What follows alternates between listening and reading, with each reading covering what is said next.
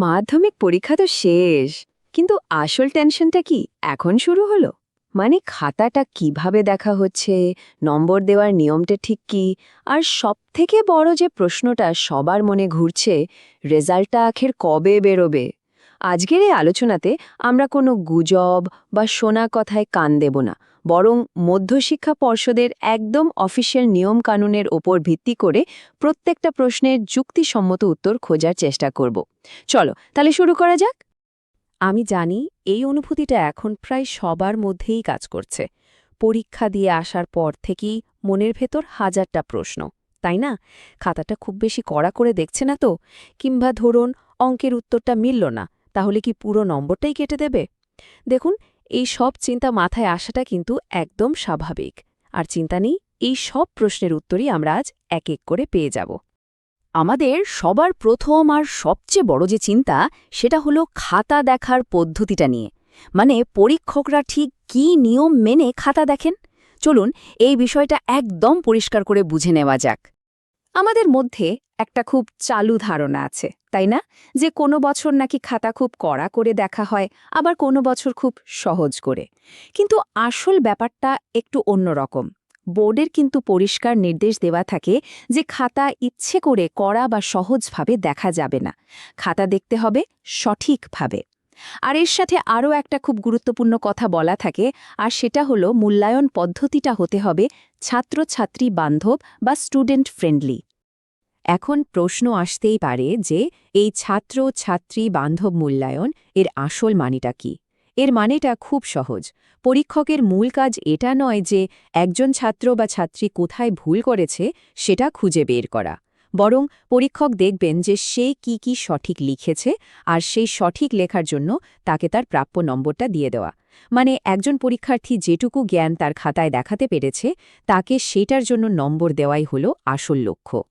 সুতরাং সোজা কথাটা হল, উত্তর যদি অপ্রাসঙ্গিক না হয়ে একদম টু দ্য পয়েন্ট হয় আর খাতাটাও যদি একটু পরিষ্কার পরিচ্ছন্ন করে লেখা থাকে, তাহলে কিন্তু নম্বর কেটে নেওয়ার কোনো প্রশ্নই ওঠে না। তাই এই বিষয়টা নিয়ে অহেতুক ভয় পাওয়ার কিছু নেই। এবার আমরা এই আলোচনার সবথেকে গুরুত্বপূর্ণ একটা অংশে চলে এসেছি। এটা কিন্তু বিশেষ করে যারা অঙ্ক আর ভৌতবিজ্ঞান পরীক্ষা দিয়েছ তাদের জন্য একটা বিরাট স্বস্তির খবর হতে পারে।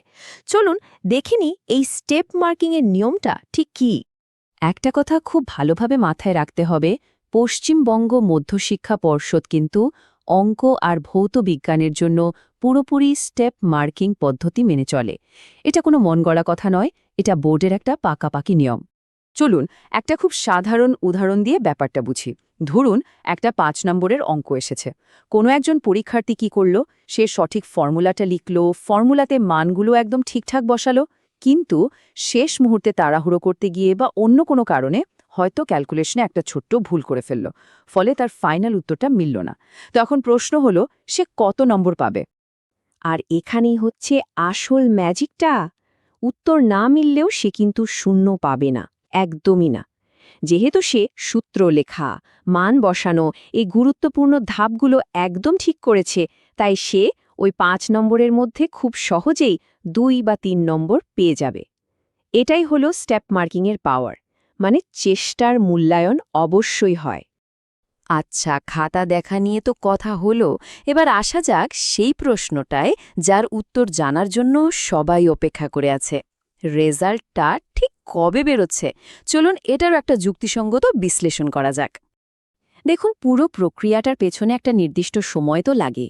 পরীক্ষা শেষ হওয়ার পর থেকে খাতা দেখা, নম্বরগুলো ভালো করে যাচাই করা বা স্ক্রুটিনি করা, এবং তারপর সব নম্বর একসাথে করে বোর্ডে জমা দেওয়া, এই পুরো কাজটাতে সাধারণত ৬০ থেকে ৭০ দিনের মতো সময় লাগে।